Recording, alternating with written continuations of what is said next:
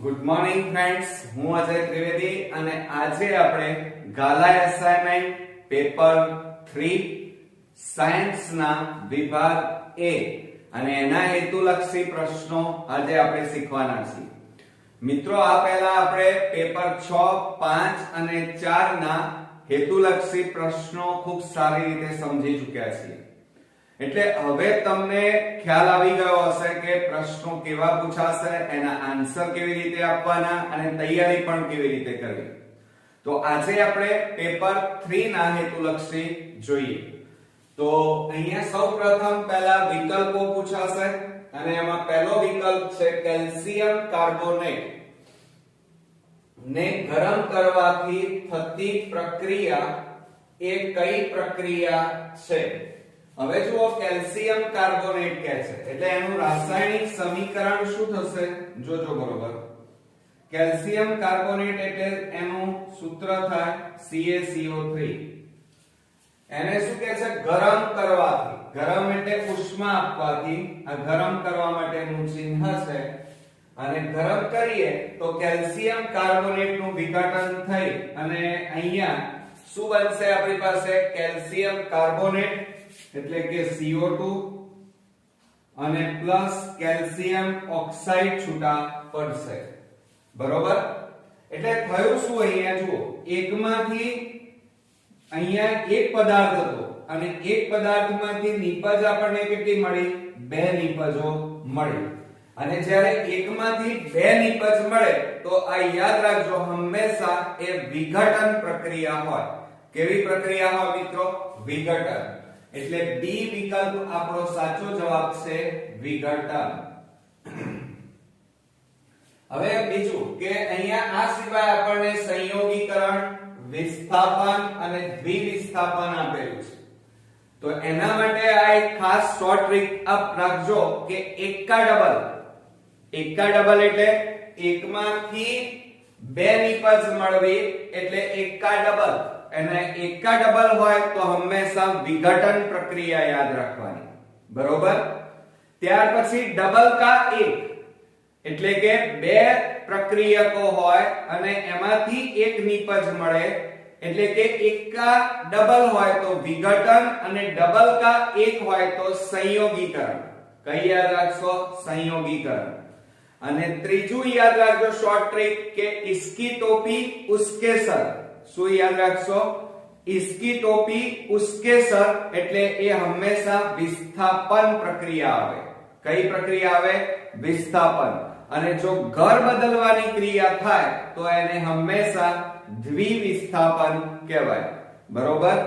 એક ઘરમાંથી બીજા ઘરમાં જવું એને દ્વિવિસ્થાપન એટલે કે ઘર બદલવાની ક્રિયા થાય તો હંમેશા દ્વિવિસ્થાપન કહેવાય. એટલે શોર્ટ ટ્રીક તમને યાદ રહી ગઈ. એકા ડબલ હોય તો વિઘટન, ડબલ કા એક હોય તો સંયોગીકરણ અને इसकी टोपी उसके सर તો વિસ્થાપન અને ઘર બદલવાનું થાય તો દ્વિવિસ્થાપન. ઓકે મિત્રો, યાદ રહ્યું તમને? હવે આપણે બીજા નંબરમાં જોઈએ. સાબુમાં હાઇડ્રોકાર્બન સાથે કયો ક્રિયાશીલ સમૂહ જોડાયેલો હોય છે? અહીંયા નીચે 3 ઓપ્શન અને 4 ઓપ્શન આપેલા છે. સાબુ આપણે જાણીએ છીએ કે સાબુમાં મોટા ભાગે ફેટી એસિડ નો સોડિયમ ક્ષાર રહેલો છે. શું રહેલો છે સાબુમાં? ફેટી એસિડ નો સોડિયમ ક્ષાર રહેલો છે. હવે આપણે જાણીએ છીએ કે જો COOH એટલે આને શું કહેવાય? કાર્બોક્સિલિક એસિડ કહેવાય. કાર્બોક્સિલિક એસિડમાં આ જે છેલ્લો હાઇડ્રોજન છે એનું વિસ્થાપન કરીએ અને એની જગ્યાએ કોઈ ધાતુ સાથે એટલે કે સોડિયમ ધાતુ સાથે એનું વિસ્થાપન, એનું જોડાણ કરીએ તો શું બની જાય? બોન્ડ COONA બની જાય. બરોબર? એટલે કે શું બની જશે? ફેટી એસિડ નો સોડિયમ ક્ષાર. કાર્બોક્સિલિક એસિડ હતા. શું હતા? Carboxylic acid. બોન્ડ COOH હતા. એમાં હાઇડ્રોજન નું વિસ્થાપન કર્યું એટલે હાઇડ્રોજનને દૂર કર્યા અને એની જગ્યાએ સોડિયમ ઉમેર્યો, જેના કારણે શું બની ગયા? ફેટી એસિડ ના સોડિયમ ક્ષાર બને. બરોબર મિત્રો? તો હવે આપણને એટલી તો ખબર પડી કે જો સાબુ હોય તો એના બંધારણમાં શું આવશે? બોન્ડ COO Na, એટલે વિકલ્પ બી આપણો સાચો જવાબ છે.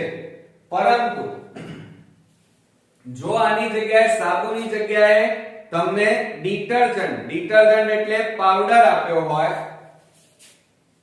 તમને એમ કીધું હોય ડિટર્જન્ટ કીધું હોય, તો એ વખતે SO3Na આવે. કયું આવશે? બોન્ડ SO3Na, એટલે કે વિકલ્પ એ આવે. પણ એ ક્યારે આવે? કે જ્યારે તમને સાબુની જગ્યાએ ડિટર્જન્ટ એટલે પાવડર આપ્યો હોય ત્યારે. ઓકે, અહીંયા આપણને સાબુ માંગ્યો છે એટલે વિકલ્પ બી બોન્ડ COONA ફેટી એસિડ નો સોડિયમ ક્ષાર એ એનો સાચો જવાબ થશે.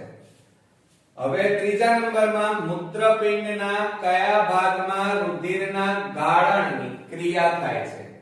રુધિરનું ગાળણ એટલે તમે બધા જાણો છો કે ઉત્સર્ગ એકમની આકૃતિ તમે દોરી હશે, એમાં આ ફૂલેલો ભાગ આ રીતે આપણે દોરીએ છીએ. આ ફૂલેલો જે ભાગ છે એ ભાગમાં રુધિરના ગાળણની ક્રિયા થાય છે અને એ ભાગને આપણે શું કહીએ છીએ? બાઉમેનની કોથળી કહીએ છીએ. શું કહીએ છીએ? બાઉમેનની કોથળી. બરોબર? એટલે મૂત્રપિંડના કયા ભાગમાં રુધિરના ગાળણની ક્રિયા થાય છે? તો જવાબ શું આવશે? વિકલ્પ સી બાઉમેનની કોથળી એ એનો સાચો જવાબ થશે. જો મૂત્રાશય હોય ને તો મૂત્રાશયમાં મૂત્રનો સંગ્રહ થાય. ઓકે, મૂત્રવાહિનીનું કાર્ય શું? તો મૂત્રવાહિની મૂત્રનું વહન કરે. સંગ્રહણ નલિકા શું કરે? એ મૂત્રનો સ્ટોરેજ કરે, સંગ્રહ કરવાનું કાર્ય કરે છે. જ્યારે બાઉમેન કોથળીમાં મૂત્રનું એટલે કે રુધિરનું શુદ્ધિકરણ થાય. શું થાય? રુધિરનું શુદ્ધિકરણ એટલે કે રુધિરના ગાળણની ક્રિયા બાઉમેનની કોથળીમાં થશે. ઓકે, હવે ચોથા નંબરમાં નીચેના પૈકી શામાં સૌર ઊર્જાનું વિદ્યુત ઊર્જામાં રૂપાંતર થાય છે? હવે જો આપણને સૌર ઊર્જાનું કીધું છે, સૌર ઊર્જાનું વિદ્યુત ઊર્જામાં રૂપાંતર કીધું છે, તો એમાં ઓપ્શન આપ્યા છે સૂર્ય કુકર. હવે સૂર્ય કુકરમાં વીજળીના ઉત્પન્ન થાય. સૂર્ય કુકરમાં સૌર ઊર્જાનું ઉષ્મા ઊર્જામાં રૂપાંતર થાય. સોલર સેલ છે એને બાજુમાં મૂકો, સૌર ભઠ્ઠી, તો એમાં પણ ગરમી ઉત્પન્ન થાય એટલે કે ઉષ્મા ઉત્પન્ન થાય. એલઈડી પણ નહીં આવે, પણ સોલર સેલ એટલે કે વિકલ્પ બી માં સૌર ઊર્જાનું વિદ્યુત ઊર્જામાં રૂપાંતર થાય છે. આ યાદ રાખજો. એટલે નીચેના પૈકી સૌર ઊર્જાનું વિદ્યુત ઊર્જામાં રૂપાંતર ક્યાં થાય છે? સોલર સેલમાં. પાંચમા નંબરમાં નીચેનામાંથી કયા દ્રવ્યની પ્રકાશીય ઘનતા સૌથી વધારે છે? હવે પ્રકાશીય ઘનતા જુઓ, કાચ, પાણી, કાર્બન ડાયોક્સાઇડ અને હીરો આપ્યો છે. તો હંમેશા યાદ રાખજો કે નીચેનામાંથી કયા દ્રવ્યની પ્રકાશીય ઘનતા સૌથી વધારે છે? તો આ બધામાં કાચ, પાણી, કાર્બન ડાયોક્સાઇડ અને હીરો, એમાં સૌથી વધારે ચકચકિત મોટા ભાગે કોણ હોય છે? હીરો. અને હીરામાં મોટા ભાગે પ્રકાશીય ઘનતા સૌથી વધારે હોય છે. એટલે અહીંયા વિકલ્પ ડી આપણો સાચો જવાબ થશે. ઓકે, છઠ્ઠા નંબરમાં જોઈએ, પ્રિઝમમાં કયા રંગના પ્રકાશનો વેગ સૌથી ઓછો હોય છે? તો પ્રિઝમમાં આપણે જાણીએ છીએ કે સૂર્યપ્રકાશનું કિરણ આપાત કરવામાં આવે તો નીચેથી ઉપર જતા જાનિવાલિપિનાગા આ રીતે રંગોનું નિર્માણ થાય છે. એટલે કે સપ્તરંગી પટ્ટો રચાય છે. જાંબલી, નીલો, વાદળી, લીલો, પીળો, નારંગી અને રાતો.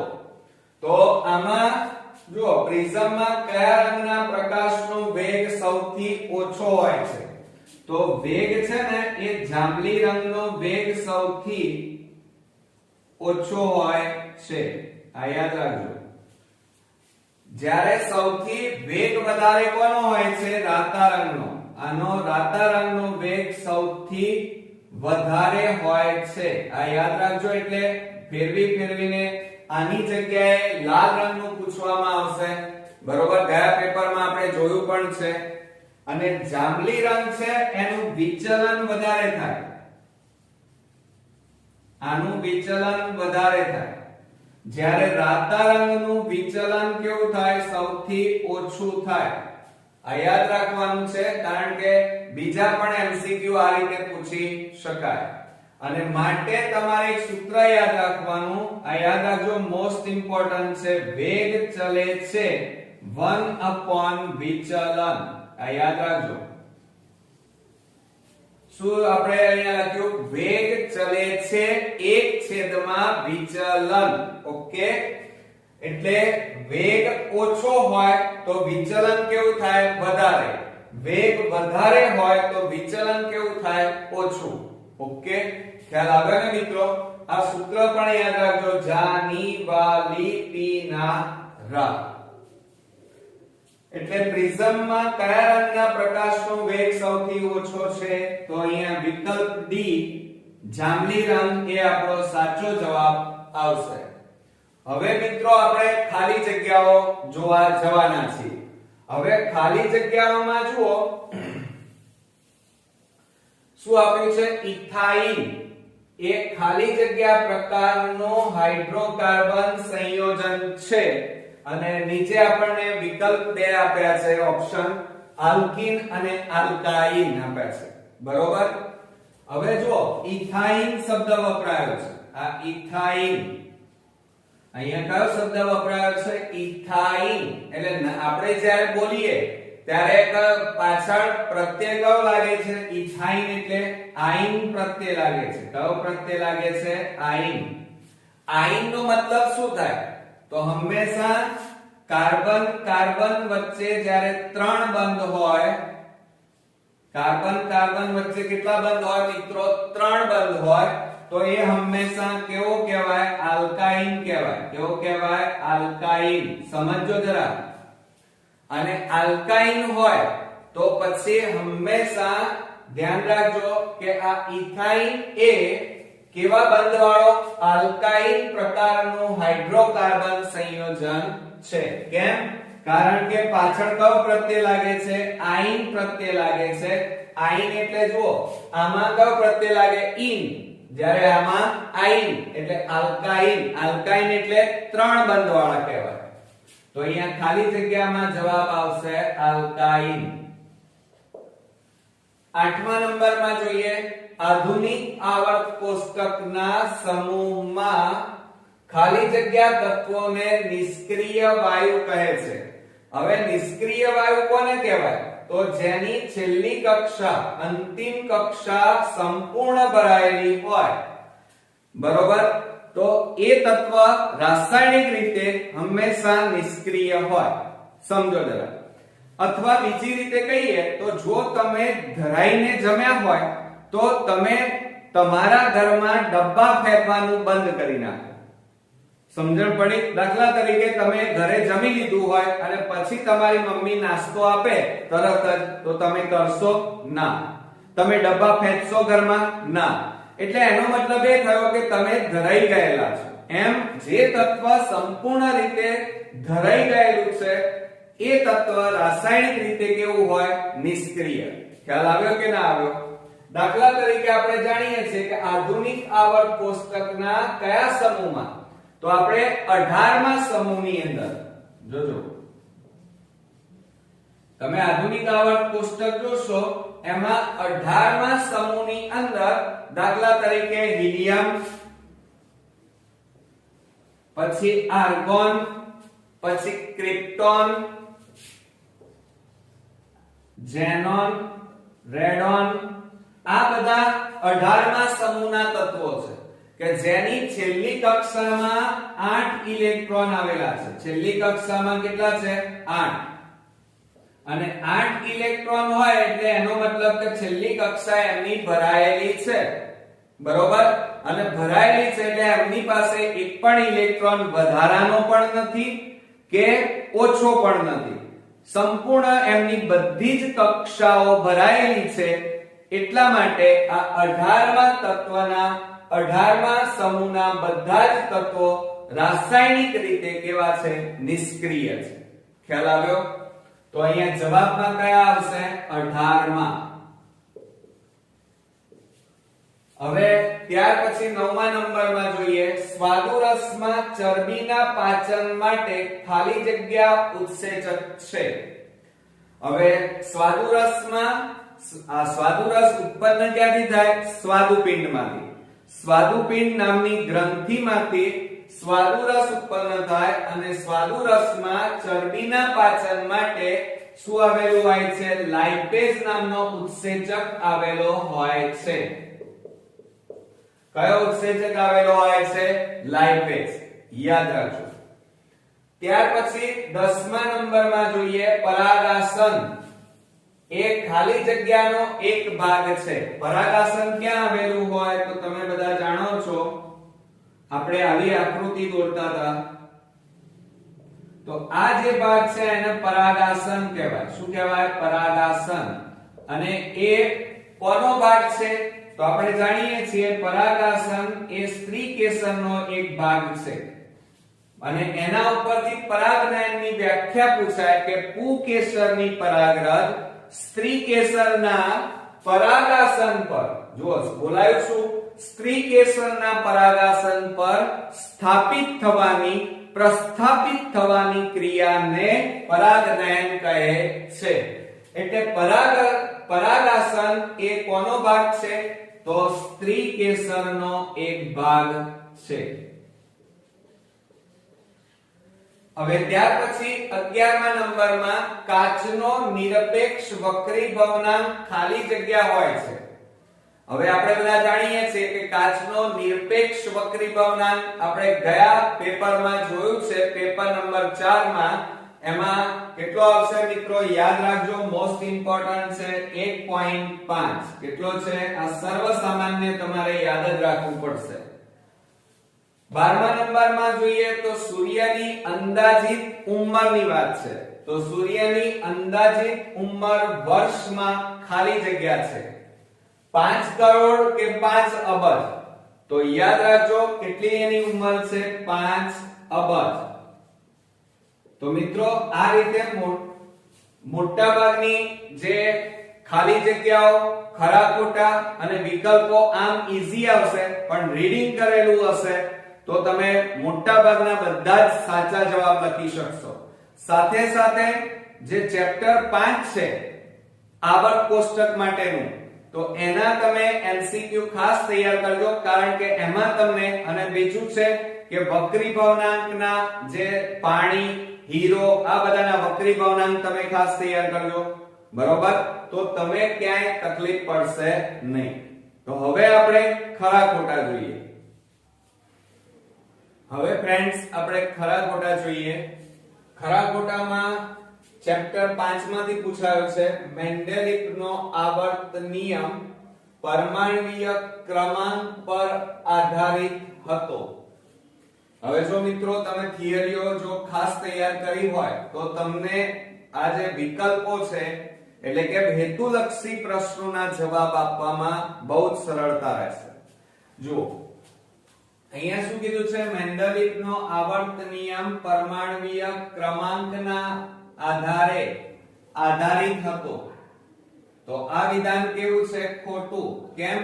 કારણ કે મેન્ડેલિફનો આવર્તનીય નિયમ એ પરમાણ્વીય ભાર ઉપર આધારિત હતો. શેના ઉપર? પરમાણ્વીય ભાર. એટલે જો ક્રમાંકની જગ્યાએ જો તમને ભાર આપેલું હોત ને તો આ વિધાન સાચું બની જાય. ખ્યાલ આવ્યો ને મિત્રો? તો આ યાદ રાખજો બંને. હવે શું કહે છે? મનુષ્યમાં ફલન એટલે કે શુક્રકોષ અને અંડકોષનું જોડાણ થાય ત્યારે જ લિંગ નિશ્ચયન નક્કી થઈ જાય છે. તો મિત્રો આ વિધાન તદ્દન ખોટું છે. કેમ ખોટું છે? કારણ કે જ્યારે નરના શુક્રકોષ અને માદાના અંડકોષનું અંડવાહિનીમાં જ્યારે જોડાણ થાય ત્યારે લિંગ નિશ્ચયન થતું નથી. ઓકે, ત્યારે તો ફલન થાય છે, એટલે કે ગર્ભ બને. 15મા નંબરમાં જોઈએ કે બહિર્ગોળ લેન્સ વડે વસ્તુનું માત્ર વાસ્તવિક પ્રતિબિંબ જ મળે છે.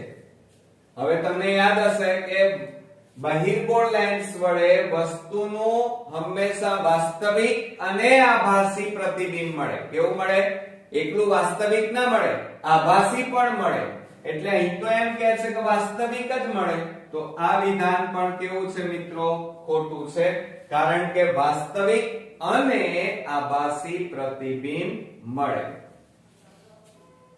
16મા નંબરમાં જોઈએ પૃથ્વીની ફરતે ભ્રમણ કરતા ચંદ્રના ગુરુત્વાકર્ષણને કારણે સમુદ્રના જળ સ્તરમાં ભરતી અને ઓટ આવે છે. હવે જુઓ, ભરતી અને ઓટ ક્યારે આવે સમુદ્રમાં? તો ધ્યાન રાખજો કે ચંદ્રની પૃથ્વીની ફરતે જે પરિભ્રમણ કક્ષા છે એમાં ગુરુત્વાકર્ષણના કારણે ભરતી ઓટ આવે છે. તો આ વિધાન તદ્દન સાચું છે, એટલે અહીંયા આપણે લખીશું સાચું. તો ખરા ખોટામાં જુઓ મિત્રો, પહેલા 3 કેવા આવ્યા? ખોટા. અને છેલ્લું વિધાન કેવું આવ્યું? સાચું. એટલે બહુ ધ્યાન રાખજો કે સાચા જવાબ લખશો તો જ માર્ક્સ મળશે, નહીતર સહેજ ભૂલ 1 માર્ક્સ જતો રહેશે.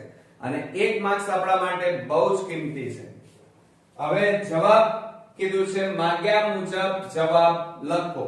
અને એમાં 17મા નંબરમાં પૂછ્યું છે ઉચ્ચ કક્ષાના પ્રાણીઓમાં, એટલે આપણે ઉચ્ચ કક્ષાના પ્રાણીઓ કહેવાય જેમાં નિયંત્રણ અને સહનિયમન કરતા 2 તંત્રોના નામ આપો.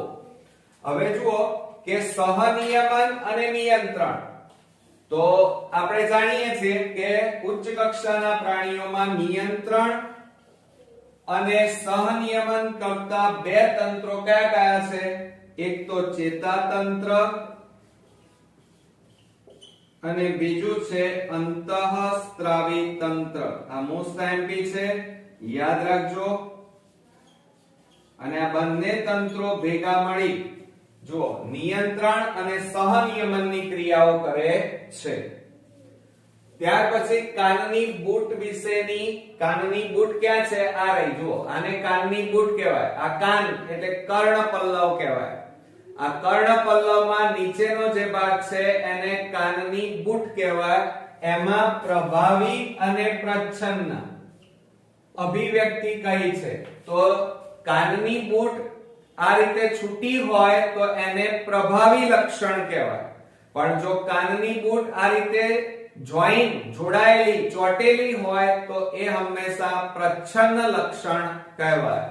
એટલે યાદ રાખજો કે કર્ણપલ્લવના તલસ્થ ભાગને કાનની બૂટ કહે છે. એમાં કર્ણની મુક્ત બૂટ, મુક્ત એટલે છૂટી, એ પ્રભાવી લક્ષણ છે. જ્યારે કર્ણની બૂટ જો જોડાયેલી હોય, ચોટેલી હોય તો એ પ્રચ્છન્ન લક્ષણ કહેવાય. બરોબર? ક્લિયર થયું ને મિત્રો? હવે જુઓ, સામાન્ય દૈહિક કોષમાં જનીનના સેટની, સેટ એટલે જોડ કહેવાય. જેમ ચંપલ સ્લીપરની જોડ આવે એમ જનીનના સેટની જોડ 2 પ્રતિકૃતિઓ હોય છે. તો જનન કોષમાં, જનન એટલે પ્રજનન કોષમાં તેનો એક સેટ એટલે એક જોડ કેવી રીતે થાય છે? તો આપણે જાણીએ છીએ કે સામાન્ય રીતે માતામાં કુલ રંગસૂત્રોની સંખ્યા કેટલી? 46. અને પિતામાં રંગસૂત્રોની સંખ્યા પણ કેટલી? 46. ઓકે.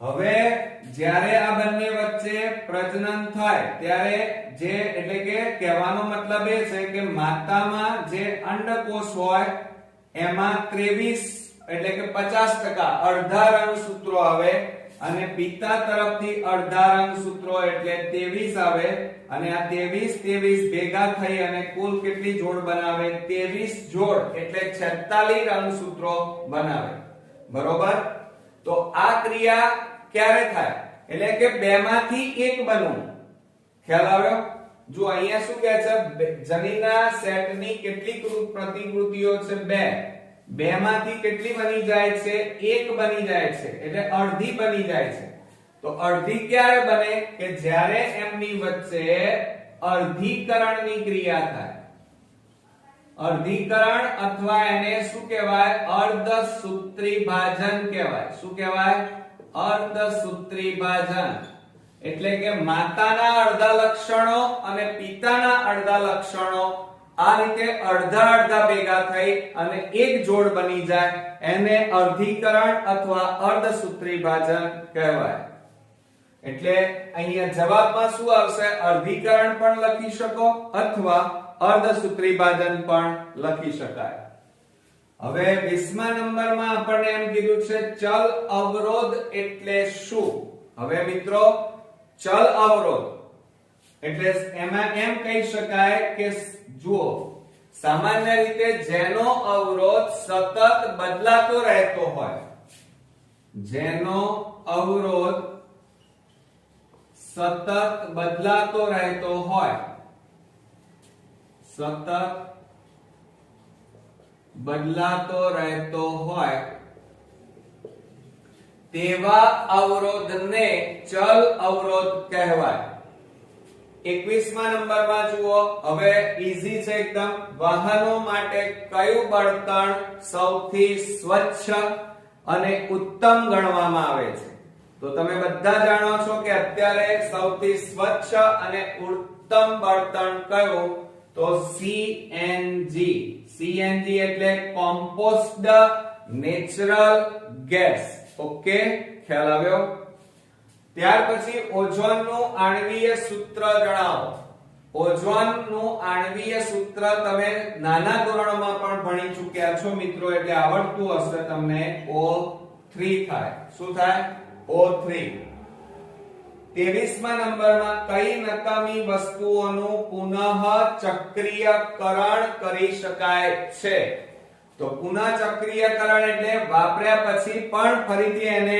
રિડ્યુસ કરી અને નવા પદાર્થો બનાવી શકાય તો આપણે જાણીએ છીએ પ્રમાણે એક તો કાગળ તે ઉપરાંત બધા જ પ્રકારની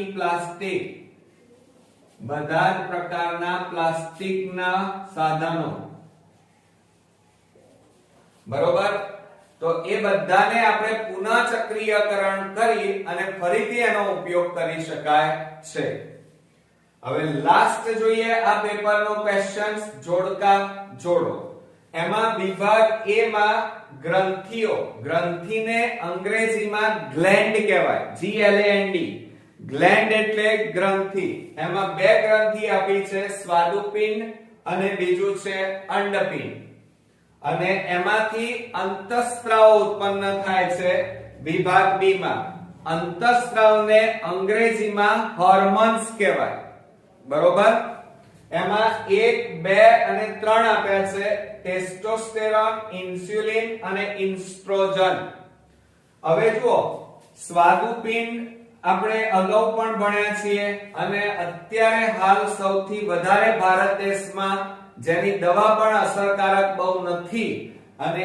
એ રોગ જેનાથી થાય છે એવા અંતઃસ્ત્રાવ તો કયો તો સ્વાદુપિંડમાંથી હંમેશા શું ઉત્પન્ન થાય છે ઇન્સ્યુલિન નામનો અંતઃસ્ત્રાવ ઉત્પન્ન થાય છે અને ઇન્સ્યુલિનની ઉણપથી આપણને ડાયાબિટીસ એટલે કે મધુપ્રમેહ નામનો રોગ થાય છે બીજું હવે અંડપિંડની વાત કરીએ તો અંડપિંડ કોનામાં હોય સ્ત્રી એટલે કે માદામાં જોવા મળે અને અંડપિંડમાંથી કયો અંતઃસ્ત્રાવ ઉત્પન્ન થાય ઇસ્ટ્રોજન નામનો અંતઃસ્ત્રાવ ઉત્પન્ન થાય જે માદા જાતીય લક્ષણો માટે જવાબદાર છે હવે બાકી કયો રહ્યો ટેસ્ટોસ્ટેરોન તો ટેસ્ટોસ્ટેરોન એ નર જાતીય અંતઃસ્ત્રાવ છે અને નરપણા માટે એટલે કે સંપૂર્ણ નર તત્વ માટે આ અંતઃસ્ત્રાવ જવાબદાર છે.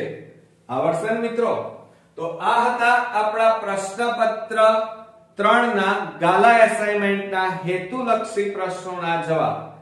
મને ખાતરી છે કે તમને આ પેપરના બધા જ હેતુલક્ષી સમજાઈ ગયા હશે અને હવે તમારું કોન્ફિડન્સ પણ ધીમે ધીમે વધતો હશે, કારણ આપણે ઘણા બધા પેપરો અત્યાર સુધીમાં હેતુલક્ષી વિભાગ A ના સોલ્વ કરી ચૂક્યા છીએ અને નેક્સ્ટ વિડિયોમાં આપણે પ્રશ્નપત્ર 2 જોવાના છીએ મિત્રો. બરોબર? તો મિત્રો આ વિડિયો તમને કેવો લાગ્યો એ નીચે કોમેન્ટમાં લખો અને નેક્સ્ટ વિડિયો માટે તૈયાર રહો, રીડિંગ કરતા રહો, કારણ હેતુલક્ષી તમને ક્યારે આવડશે? 24 માંથી 24 માર્ક્સ મિત્રો મેળવવા હોય તો તમારે બે વસ્તુ કરવાની છે. એક, તમારી થિયરી કમ્પ્લીટ હોવી જોઈએ. જો તમે થિયરી પૂરેપૂરી કરેલી હશે તો તમને આ વિભાગ A ના મોટા ભાગના પ્રશ્નો તમે સરળતાથી લખી શકશો. અને 24 માર્કમાં 4 કે 5 પ્રશ્નો એવા હશે કે જે તમને મુશ્કેલીમાં મૂકવાના છે, એટલે કે આવડશે નહીં.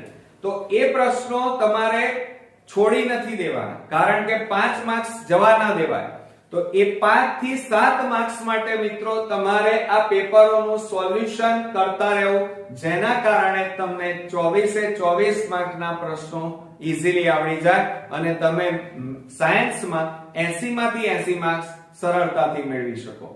તો નેક્સ્ટ વિડિયોમાં ફરી મળીએ. ત્યાં સુધી ગુડ નાઇટ મિત્રો.